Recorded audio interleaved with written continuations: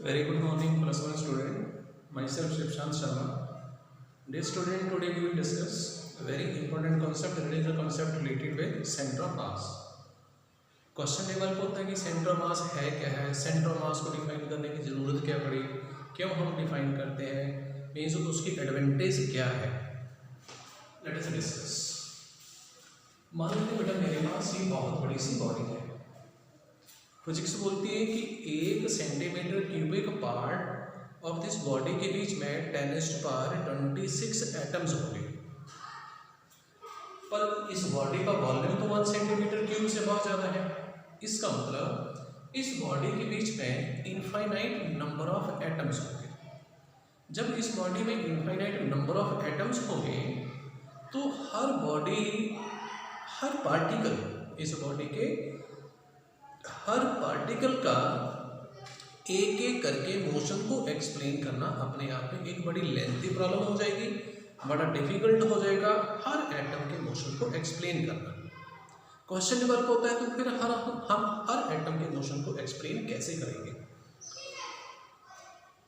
मान लिया कि ये वाली जो बॉडी है, मैंने इस बॉडी को यहाँ पर हिट किया, हिट मैं यहाँ पर करूँगा, कहीं पर भी करें, जरूरी नहीं है कि आप यहाँ पर करें, यहाँ पर करें, इधर करें, कहीं पर भी करें, इधर करें हिट। बॉडी को कहीं पर भी हिट करने से क्या होगा, हिट करने का मतलब बॉडी के ऊपर एक्सटर्नल फोर्स कहीं पर भी अप्लाई करने से क्या होगा, बॉडी के सारे कंस्टिट्यूट्स मोशन में सेट हो जाएंगे। पर हम तो बोल रहे हैं कि भाई बॉडी के बीच में बहुत ज़्यादा नंबर ऑफ पार्टिकल्स होते हैं, बहुत ज़्यादा कंस्टिट्यूट्स होते हैं बॉडी के, तो हर कंस्टिट्यूट का एक एक करके मोशन को एक्सप्लेन करना अपने आप में बड़ी लेंथी प्रोसेस, बड़ा डिफिकल्ट हो जाएगा। तो जब हम फोर्स अप्लाई कर रहे हैं तो फोर्स अप्लाई करने से क्या होगा, हर कंस्टिट्यूट मोशन में सेट हो जाएगा। पार्टिकल्स बहुत ज़्यादा है, हर पार्टिकल के मोशन को एक्सप्लेन करना बड़ा डिफिकल्ट हो जाएगा। तो हम एक्सप्लेन कैसे करेंगे, ये वाला बेटा जो हमने बॉडी के ऊपर फोर्स लगाया है, इसके लिए बॉडी ऐसे ढंग से बिहेव करेगी, ऐसे ढंग से नौटंकी करेगी जैसे फोर्स हमने यहाँ पर अप्लाई नहीं किया। वो सारे का सारा फोर्स जो है वो हमने बॉडी के ऊपर किसी एक पर्टिकुलर पॉइंट के ऊपर अप्लाई किया। बॉडी के ऊपर कहीं पर भी हम फोर्स अप्लाई कर दें, उस फोर्स के लिए बॉडी ऐसे ढंग से बिहेव करेगी जैसे बॉडी के ऊपर फोर्स साइड में या कहीं पर भी अप्लाई नहीं किया, उस फोर्स का इफेक्ट सीधा जो है बॉडी के एक पॉइंट पर हुआ, जिस पॉइंट के ऊपर बॉडी का सारा मास कंसंट्रेट करेगा। इस पर्टिकुलर पॉइंट को हम क्या बोलते हैं, सेंटर ऑफ मास।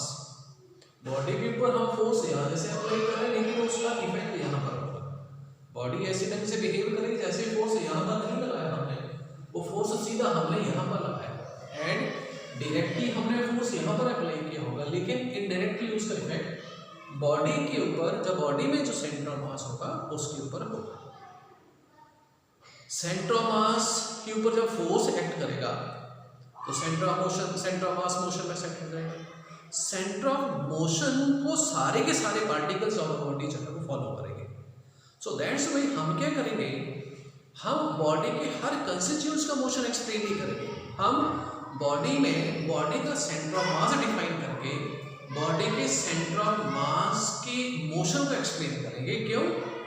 क्योंकि बॉडी के सेंटर ऑफ मास के मोशन से हर पार्टिकल के मोशन को एक्सप्लेन करना अपने आप में बहुत सिंपल हो जाता है, क्योंकि सेंटर ऑफ मास एक चीज है, एक पॉइंट है जहां पर बॉडी का मास कंसंट्रेट होता है। तो फोर्स जो बॉडी के ऊपर हम अप्लाई करते हैं वो उस पॉइंट के ऊपर एक्ट करता है, सेंटर ऑफ मास के ऊपर सिर्फ एक ही चीज के ऊपर एक्ट करता है, ना कि इनफाइनाइट नंबर ऑफ पार्टिकल्स के ऊपर एक्ट करता है। सो that's why infinite number of particles के मोशन को एक्सप्लेन करने के बजाय हम क्या करेंगे, सेंटर ऑफ मास का मोशन एक्सप्लेन करेंगे, क्योंकि सेंटर ऑफ मास के मोशन को सारे के सारे कंस्टिट्यूट्स ऑफ द बॉडी जो है वो फॉलो करेंगे। सो that's why simply centre of mass की इक्वेशन ऑफ मोशन को डिफाइन करके हम सारे के सारे कंस्टिट्यूट्स ऑफ द बॉडी को एक्सप्लेन कर सकते हैं। सो दैट्स व्हाई हम कंफर्टेबली, हम आसानी से इजीली सारे के सारे पार्टिकल्स ऑफ द बॉडी का मोशन एक्सप्लेन कर सके एक एक करके नहीं, एक एक करके तो बड़ी लेंथी प्रोसेस हो जाएगी। सारे पार्टिकल्स का मोशन हम इनडायरेक्ट वे में एक्सप्लेन कर सके, उस मोटिव के लिए हम क्या करते हैं, बॉडी में डिफाइन करते हैं centre of mass. Centre of mass body के बीच में एक ऐसा पॉइंट होगा जहां पर बॉडी का सारा मास लाई करेगा, कंसंट्रेट करेगा। Next point that is expression for centre of mass of two particle system.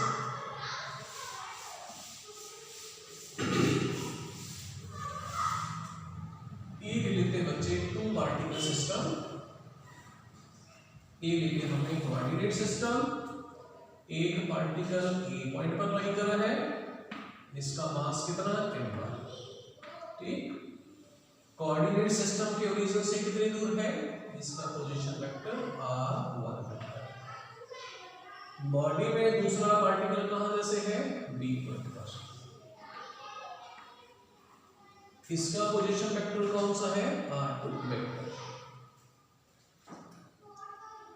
इन दोनों को जो लाइन ज्वाइन कर रही है वो लाइन कौन सी, ये। न्यूटन्स लॉ ऑफ ग्रेविटेशन से m1 मास वाले पार्टिकल को m2 मास वाला पार्टिकल की तरफ अट्रैक्ट करेगा एंड m2 मास वाले को m1। तो ये तो हो गया भाई इन दोनों में म्यूचुअल ग्रेविटेशनल फोर्स, और ये हमने शॉर्ट साइड से अप्लाई कर दिया। m1 वाले के ऊपर कितना फोर्स अप्लाई किया हमने, F1। m2 वाले के ऊपर शॉर्ट साइड से फोर्स कितनी अप्लाई की, F। ठीक, तो इस सिस्टम के ऊपर टोटल कितना फोर्स एक्ट करेगा, now let us define that force. Total force in दोनों पार्टिकल वाले सिस्टम के ऊपर जो एक्ट करेगा बच्चे, वो होगी F वेक्टर, और वो होगी फर्स्ट के ऊपर कितना फोर्स, तो फर्स्ट के ऊपर एक हमने ये अप्लाई किया, ये हमने अप्लाई किया, एंड फर्स्ट के ऊपर सेकंड पार्टिकल फोर्स बता रहा है। ये हो गया टोटल फोर्स फर्स्ट पार्टिकल के ऊपर, प्लस सेकंड के ऊपर कितना, सेकंड के ऊपर ये तो हमने अप्लाई किया अभी और साइड से, this is external force, and second के ऊपर और किसने अप्लाई किया, m1 मास वाले पार्टिकल ने अप्लाई किया। ठीक, तो टोटल फोर्स सेकंड के ऊपर ये होगा, एंड दोनों के ऊपर टोटल फोर्स है। अब देखो ये F1 vector plus F2 vector plus F12 plus F21 ये बन गया, पर ये दोनों तो कैंसिल हो जाएंगे क्योंकि ये फोर्सेस आ रहे हैं न्यूटन्स लॉ ऑफ ग्रेविटेशन से, and Newton's law of gravitation बेटा हमने एक्सप्लेन किया था वो न्यूटन थर्ड लॉ को फॉलो करता है, इसलिए ये दोनों फोर्सेस आपस में कैंसिल हो जाएंगे क्योंकि डायरेक्शन देखो ना अपोजिट है, फोर्सेस ये मैग्नीट्यूड वाइज इक्वल हो गए, सो that's why Newton third law question से ये सम 0 हो जाएगा।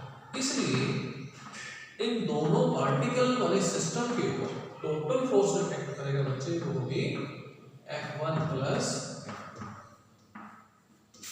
इलेक्ट्रिक पे इक्वेशन नंबर 1। ये F1 F2 है क्या चीजें हैं, these are external force, F1 F2 external force, और ये एक्सटर्नल फोर्स क्या करेगा, ये एक्सटर्नल फोर्स इन दोनों पार्टिकल को मोशन में सेट करेगा। इसलिए इन दोनों फोर्सेस की वैल्यू को अब हम अप्लाई करेंगे Newton's law of Newton second law of motion. देखो क्या बनेगा हमारे पास, F वेक्टर ये आ जाएगी हमारे पास, F1 को कैसे लिखूंगा मैं, m1 a1 प्लस F2 को m2 a2, clear. m1 a1 की वैल्यू कितनी, ये बच्चे d square r1 vector over dt square. जब ऐसे ही एक स्टेप और ऐड कर देते हैं, m1 dy dt of d r1 vector, sorry ऐसे dv vector over dv1 first की वेलोसिटी, वेलोसिटी का derivative acceleration, plus m2 dv2 vector over dt आ जाएगा।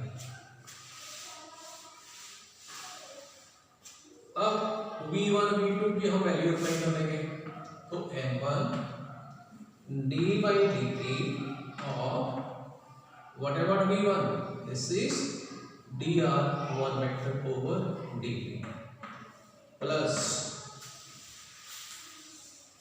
m2, this is what d/dt and whatever dv2 v2, that is dr2 vector over dt. अब इस derivative, this is the second time derivative, ये वाला किसका second time derivative हो जाएगा, r1 का। तो इसको हम मैथमेटिकली कैसे ले सकते हैं, f vector it will equal to m1 d square r1 vector over dt square, this one plus ये m2 times d square r2 vector over dt square. अब मास ऑफ द पार्टिकल क्या, ये बच्चे ये ध्यान रखना, ये d स्क्वायर नहीं होगा, ये d स्क्वायर t स्क्वायर नहीं होगा, ऐसे ही लिखा जाएगा। इसका मतलब है टाइम के साथ पावर 2 का मतलब दो बार डेरिवेटिव, किसका दो बार डेरिवेटिव, r1 का टाइम के साथ दो बार derivative. Mass of the particle जो है वो टाइम के साथ चेंज नहीं होगा, ये कांस्टेंट, इसलिए हम इसको इनसाइड ले जा सकते हैं। तो इनसाइड लेकर के चले गए तो d square over dt square into m1 r1 vector plus ये जरूर d square m2 r2 vector over dt square. Clear. अब इसको कलेक्टिवली नोट करो, तो इससे क्या बन जाएगा हमारे पास,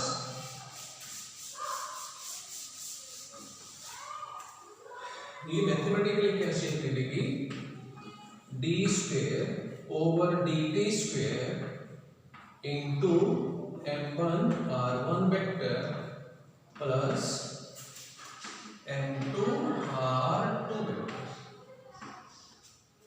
ये बन गया। क्लियर। अब हम क्या करेंगे, इस लास्ट रिजल्ट को बच्चे हम मल्टीप्लाई कर देंगे m1 प्लस m2 से, ठीक, एंड डिवाइड कर देंगे उसी से, m1 r1 vector plus m2 r2 vector over m1 plus m2, कोई चीज नहीं आएगी क्योंकि m1 plus m2 m1 plus m2 से कैंसिल हो जाएगा। क्लियर। अब ये पूरे की पूरी ब्रैकेट है क्या चीज है, बेसिकली इस पूरे की पूरी ब्रैकेट को हम एक नाम देंगे और वो क्या चीज, centre of mass. Centre of mass वो किस चीज का है, centre of mass of a two particle system, this is centre of mass of a two particle system here, this RCM, that is center of mass of what, two particle system, तो m1 r1 vector plus m2 r2 vector over m1 plus m2, ये है दो particle वाले system के centre mass का position vector. तो इस तरह से आएगा। इसी रिजल्ट को अगर मैं n पार्टिकल वाले सिस्टम के लिए जनरलाइज करूं, इसके ऊपर बेटा इस बार पीएमडी एग्जाम में क्वेश्चन आया, बहुत ही सिंपल सा, बहुत ही सब स्टैंडर्ड का क्वेश्चन, लुल्लू सा क्वेश्चन आया, उसको हम इलेबोरेट भी करेंगे, इसलिए ध्यान से इस वीडियो को देखना आप लोगों ने। Similarly for n particle system, n particle system के लिए सेंटर ऑफ मास कितना आ जाएगा, m1 r1 vector plus m2 r2 vector. Third के लिए क्या बनेगा, m3 r3 वेक्टर। अगर तीन पार्टिकुलर सिस्टम का सेंटर मास तो m1 plus m2 plus m3 से डिवाइड करना, और हम n पार्टिकुलर सिस्टम का लिख रहे हैं बेटा सेंटर मास, तो n पार्टिकल वाले सिस्टम का सेंटर मास क्या बनेगा, so on plus mn r n vector plus so on plus mn. This is what? This is a center of mass of n particle system. इस तरह से very simple result. अगर 2 particle के लिए तो यह नंबर आएगा और ये डेवलप किया 3 पार्टिकल के लिए m3 over m3 r3 से मल्टीप्लाई, n पार्टिकल के लिए प्लस करते गए और डिवाइड करते गए मास के सम से. Now let us take another term, that is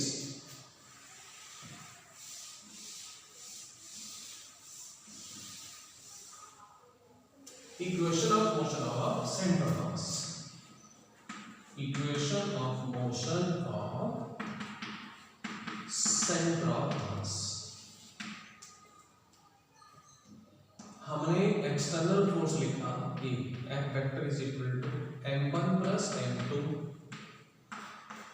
d square over dt square, m1 r1 plus m2 r2 over m1 plus m2.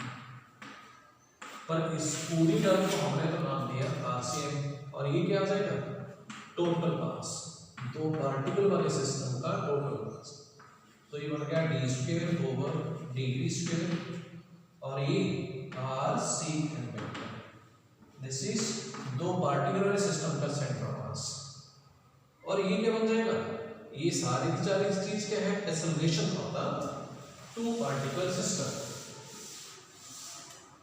तो F वेक्टर हमारे पास बन जाएगी m times this is totally what? Acceleration. किसका acceleration? Centre of mass. ये बन गया हमारे पास. This ACM is what? ये पूरी की पूरी term. So centre of mass की इक्वेशन ऑफ मोशन क्या है? m times ACM. तो बॉडी के बीच में बेटा जितने भी कंस्टिट्यूट्स होंगे n के m constitutes of the body, वो इस इक्वेशन को, इस equation of motion of the centre of मास को फॉलो करेंगे. जिस डायरेक्शन में सेंटर ऑफ मास आएगा उसी डायरेक्शन में सारे के सारे पार्टिकल्स का मोशन होगा. Now another term, that is moment of inertia.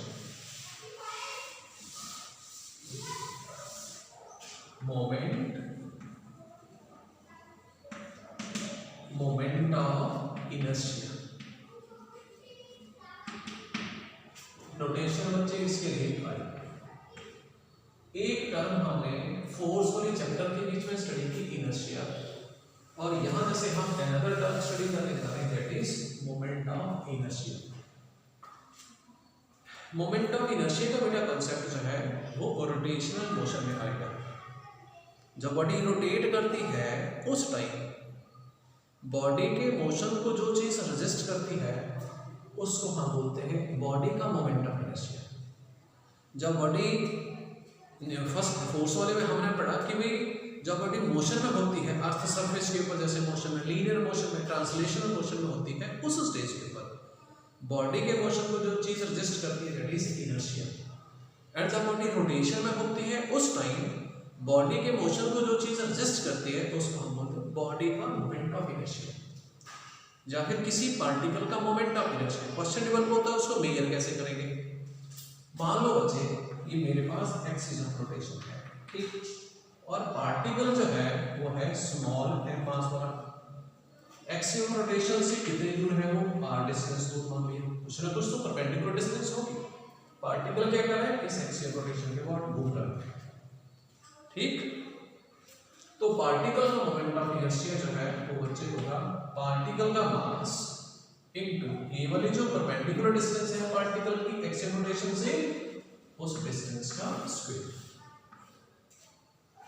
तो जब भी आपने किसी पार्टिकल का मोमेंट ऑफ इनर्शिया फाइंड करना है तो आप पार्टिकल के मास को मल्टीप्लाई करेंगे पार्टिकल की जो एक्सिस रोटेशन से परपेंडिकुलर डिस्टेंस होगी उसके स्क्वायर के साथ, ठीक. अगर पार्टिकल के मास की एक्सिस रोटेशन से परपेंडिकुलर डिस्टेंस स्मॉल r है तो मास को r से मल्टीप्लाई, r स्क्वायर से मल्टीप्लाई करेंगे. अगर डिस्टेंस एक्सिस रोटेशन से पार्टिकल की परपेंडिकुलर डिस्टेंस नहीं, परपेंडिकुलर डिस्टेंस अगर पार्टिकल की d है तो मोमेंट ऑफ इनर्शिया बन जाएगा m d square, provided m should be the mass of particle. तो हम यहाँ जैसे क्या करेंगे, हम बॉडी का फाइंड आउट करेंगे मोमेंट ऑफ इनर्शिया। मान लेते हैं एक्स की रोटेशन ये वाली है, ठीक, और मेरे पास बॉडी बचेगी। फर्स्ट पार्टिकल एक्स की रोटेशन से कितने दूर, आर पर डिस्टेंस हो। सेकेंड पार्टिकल कितनी दूर, एक्स की रोटेशन से सेकेंड पार्टिकल की perpendicular distance r2। Last particle की एक्स की रोटेशन से परपेंडिकुलर डिस्टेंस कितनी, rn। बॉडी रोटेट करेगी एक्सिस के अबाउट, और एक्चुअली बॉडी कैसे, रिजिड बॉडी, तो सारे के सारे constitutes along with body rotate करेंगे इस एक्सिस के अबाउट। तो बॉडी का मोमेंट ऑफ इनर्शिया आई वो होगा फर्स्ट पार्टिकल का moment of inertia plus second particle का moment of inertia plus third particle का moment of inertia plus so on last particle का मोमेंट ऑफ इनर्शिया। तो first particle का moment of inertia कितना होगा, फर्स्ट पार्टिकल का mass into first particle की axis rotation से कितने डिस्टेंस, r1, तो r1 स्पीड। सेकेंड पार्टिकल का moment of inertia, second particle का मास, सेकेंड पार्टिकल की एक्सिस ऑफ रोटेशन से जो परपेंडिकुलर डिस्टेंस r2 है उसका square plus so plus last particle का मास इनटू लास्ट पार्टिकल की एक्सिस रोटेशन से जो परपेंडिकुलर डिस्टेंस r1 है उसका स्क्वायर। पर यहाँ जैसे हमने m1 m2 mn नहीं लिखा बेटा, वो इसलिए नहीं लिखा क्योंकि बॉडी जो है वो आइडेंटिकल पार्टिकल से बनी होती है बिकॉज ऑफ डेल्टन थ्योरी, इसलिए सारे के सारे कंस्टिट्यूएंट्स इस बॉडी के जो होंगे वो आइडेंटिकल होंगे बेटा। Identical what does that means, अगर एक small r radius sorry 1.5 nanometre radius वाला है तो सारे के सारे उतने ही रेडियस वाले होंगे, ठीक। इसलिए आइडेंटिकल पार्टिकल से अकॉर्डिंग टू डेल्टन थ्योरी सारे पार्टिकल का बेटा मास आइडेंटिकल होगा, मींस सेम होगा, इसलिए m1 m2 mn नहीं अप्लाई करेंगे, सेम अप्लाई करेंगे। So this is sum mi और moment of inertia of the body. सारे पार्टिकल के मोमेंट ऑफ इनर्शिया का सम वो होगा बॉडी का moment of inertia. Now last part इसी का related and that is rotational kinetic energy. Rotational kinetic energy, किसकी rotational kinetic energy, rigid body. और हमने क्या प्रूव करना है यहाँ से कि रोटेशनल काइनेटिक एनर्जी जो है वो होती है 1/2 I ओमेगा स्क्वायर। तो ले लेते हैं ये हुई एक्सिस ऑफ रोटेशन, ठीक, ये हमारे पास रिजिड बॉडी, ठीक, फर्स्ट पार्टिकल की डिस्टेंस r1, दूसरे की r2, लास्ट वाले की डिस्टेंस कितनी rn। क्लियर, सारे के सारे पार्टिकल ऐसे घूमेंगे एक्सिस रोटेशन के ओर, ठीक। तो फर्स्ट पार्टिकल की रोटेट काइनेटिक एनर्जी कितनी, E1 वो कितनी होगी 1/2 m2v1 का स्क्वायर। लेकिन बच्चे v क्या होगी, v is equal to r omega, ठीक। तो फर्स्ट पार्टिकल के लिए ये आ जाएगी r1 बच्चे, लेकिन देखो ओमेगा क्या होती है 2 पाई ओवर कैपिटल। ध्यान देखिए यहाँ जैसे जो मैं चीज एक्सप्लेन कर रहा हूँ, बॉडी मैंने कैसे ली, रिजिड। बॉडी रिजिड होने के कारण क्या होगा, जब बॉडी रोटेट करेगी तो रोटेशन के दौरान बॉडी के कंस्टिट्यूएंट्स अपनी जगह से हिलेंगे नहीं, अपनी पोजीशन को चेंज नहीं करेंगे, तभी तो इसको नाम दिया rigid body. So that's why सारे के सारे पार्टिकल एक रोटेशन कंप्लीट करने के लिए उतना ही टाइम लेंगे कैपिटल टी जितना ये बॉडी खुद अपनी एक्सिस के अबाउट एक रोटेशन कंप्लीट करने के लिए टाइम लेंगे। सो दैट्स व्हाई कैपिटल टी सारे पार्टिकल का उतना ही होगा जितना कि बॉडी का इस एक्सिस के अबाउट। इसका मतलब क्या हुआ, ये 2 pi over capital T that is the angular speed of the body, किसके अबाउट, एक्सिस रोटेशन के अबाउट, ये कितनी होगी, सारे कंस्टिट्यूएंट्स की एंगुलर स्पीड इस एक्सिस के अबाउट उतनी ही होगी जितने सारे के सारे कंस्टिट्यूएंट्स की होगी। सारे कंस्टिट्यूएंट्स की एंगुलर स्पीड बॉडी की एंगुलर स्पीड के बराबर होगी। सो दैट्स व्हाई जब बॉडी रोटेट करेगी एक्सिस ऑफ रोटेशन के अबाउट, तो सारे के सारे constituents body axis of rotation के about same angular speed what with different linear velocity speed के साथ रोटेट करेंगे। इसलिए ओमेगा की वैल्यू सारे पार्टिकल के लिए बॉडी की एंगुलर स्पीड के बराबर होगी। तो इसका स्क्वायर तो क्या बन जाएगी 1/2 m, ये आ गई r1 का स्क्वायर ओमेगा स्क्वायर, ये फर्स्ट पार्टिकल के लिए। इसी तरह से आप सेकंड पार्टिकल के लिए लिखोगे सिमिलरली करके। सिमिलरली सेकंड पार्टिकल की काइनेटिक एनर्जी कितनी 1/2 m, r1 की जगह पर क्या आ जाएगा r, ओमेगा कितनी जितनी रिजिड बॉडी की। थर्ड पार्टिकल के लिए कितनी आ जाएगी E3 1/2 m r3 का square omega square and E n that is nth particle की एक्सीलरेशन के about kinetic energy 1/2 m r n square omega का स्क्वायर। सारे पार्टिकल की रोटेशनल काइनेटिक एनर्जी का सम वो होगी रिजिड बॉडी की रोटेशनल काइनेटिक एनर्जी। तो ऐड कर दो बच्चे इन सभी को, ठीक। देखते हो ऐड करके क्या रिजल्ट बनता है। तो रिजिड बॉडी की rotational kinetic energy, rotational kinetic energy कितनी आ जाएगी बॉडी की होगी सारे पार्टिकल्स की रोटेशनल काइनेटिक एनर्जी होगी फर्स्ट की कितनी है प्लस सेकंड की कितनी है वही प्लस लास्ट वाले पार्टिकल की कितनी रोटेशनल काइनेटिक एनर्जी। तो प्लस कर दो फर्स्ट की कितनी 1/2 m r1 square omega square, second की कितनी 1/2 m r2 square omega square plus so on plus last वाले की कितनी 1/2 m rn square omega square. Clear. Last वाले की रोटेशनल काइनेटिक एनर्जी ये आ जाएगी, यू कैन सी दैट ये बनेगी।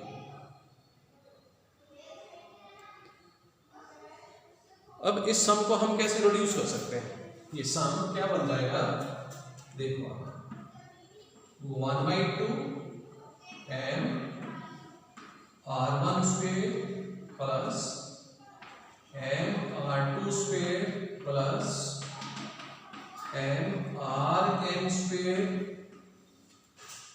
ये क्या आ गया and omega square. Omega square तो सभी में ना, ये सारे का सारा सम क्या है बच्चे, this is moment of inertia. तो रोटेशनल काइनेटिक एनर्जी क्या बनेगी 1/2 I ओमेगा स्क्वायर। I क्या चीज, ये सारे की सारी ब्रैकेट, सारे के सारे ब्रैकेट जो that is I। So that's why rotational kinetic energy के लिए हमारे पास फार्मूला क्या बन जाएगा 1/2 I omega square.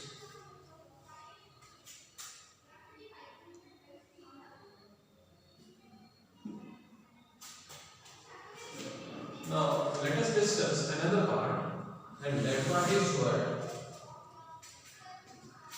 That part is angular momentum. Angular momentum in terms of moment of inertia.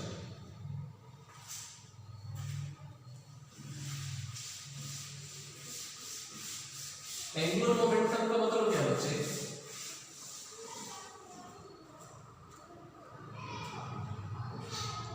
Angular momentum का मतलब एक होती है मोमेंटम। मोमेंटम क्या चीज मेजर करती है, किसी बॉडी में कितनी अमाउंट ऑफ मोशन।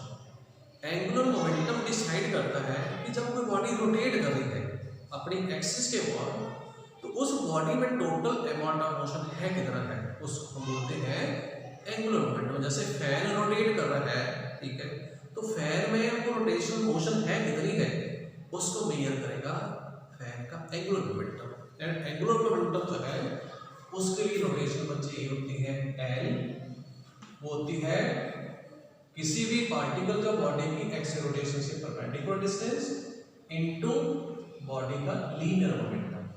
जैसे मैं ये मेरा हाथ अगर मेरी एक्सियल रोटेशन हो, ठीक, तो मेरा एंगुलर मोमेंटम होगा, मेरा मास, मेरी मोमेंटम ये p इनटू मेरी जो परपेंडिकुलर डिस्टेंस होगी एक्सियल रोटेशन से। तो मेरी जो एक्सियल रोटेशन से परपेंडिकुलर डिस्टेंस होगी उसको मैं अपने लीनियर मोमेंटम से मल्टीप्लाई कर दूंगा। ये चीज मुझे देगी मेरा एंगुलर मोमेंटम मेरी किसी एक्सिस के ऊपर। तो मेरी एक्सिस ऑफ रोटेशन मेरी बॉडी से भी पास कर सकती है, जहाँ पे कहीं और भी हो सकती है, ठीक। तो रिलेशन डेवलप करते हैं momentum of inertia and angular momentum के बीच में। ये ले ली बच्चे मैंने एक्सिस ऑफ रोटेशन और ये मैंने बॉडी ले ली। बॉडी बहुत ज्यादा पार्टिकल से बनी है। फर्स्ट पार्टिकल इधर ले लिया, सेकंड इधर ले लिया, लास्ट वाला इधर। फर्स्ट कितने दूर एक्सिस रोटेशन से r1, सेकंड कितने दूर r2, लास्ट वाला कितनी डिस्टेंस दूर rn। इसी तरह से बीच में अर्थ पार्टिकल्स हो।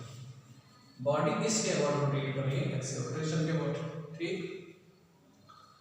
तो होगा क्या, फर्स्ट पार्टिकल का एंगुलर मोमेंटम वो होगी फर्स्ट पार्टिकल के एक्सिस रोटेशन से perpendicular distance into first particle का लीनियर मोमेंटम।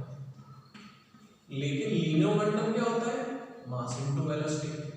तो p1 क्या आ जाएगी, m into v1, m1 sorry r1, what is this m, what about v1, v is equal to r omega. अभी हमने study किया है सारे के सारे पार्टिकल एक्सिस रोटेशन के बाद उतनी एंगुलर स्पीड के साथ रोटेट करेंगे जितने के साथ ये बॉडी रोटेट करेगी। तो ओमेगा सभी पार्टिकल के लिए सेम होगा।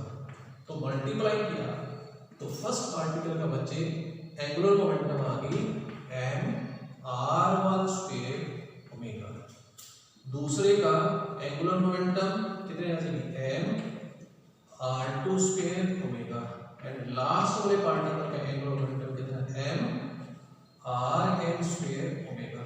सारे पार्टिकल के एंगुलर मोमेंटम का बेटा सम कर दो, ये हमें देगी सारे पार्टिकल के एंगुलर मोमेंटम का सम मींस सॉरी इस पूरी की पूरी रिजिड बॉडी का एंगुलर मोमेंटम। तो इस पूरी की पूरी बॉडी का एंगुलर मोमेंटम कितना होगा, वो होगी सारे पार्टिकल के एंगुलर मोमेंटम का सम। तो वो होगी फर्स्ट पार्टिकल का angular momentum plus second particle का angular momentum plus third particle का angular momentum so on plus last particle का एंगुलर मोमेंटम। तो फर्स्ट का कितना था, m r1 square omega, second का कितना था, m r2 square omega, plus last वाले पार्टिकल का एंगुलर मोमेंटम कितना, m rn स्क्वायर ओमेगा का स्क्वायर। तो कॉमन क्या चीज, ओमेगा कॉमन है, तो ये m r1 square plus m r2 square plus so on plus m rn square into omega square. तो ये l कितनी, ये सारे की सारी क्या चीज है, bracket that is vector 5 into omega square. So result बन गया हमारे पास l is equal to, my god sorry this is not omega square, omega है बच्चे। तो रिजल्ट एंगुलर मोमेंटम के लिए in terms of moment of inertia and angular speed कितनी होगी, L is equal to I omega। Thank you student, have a nice day।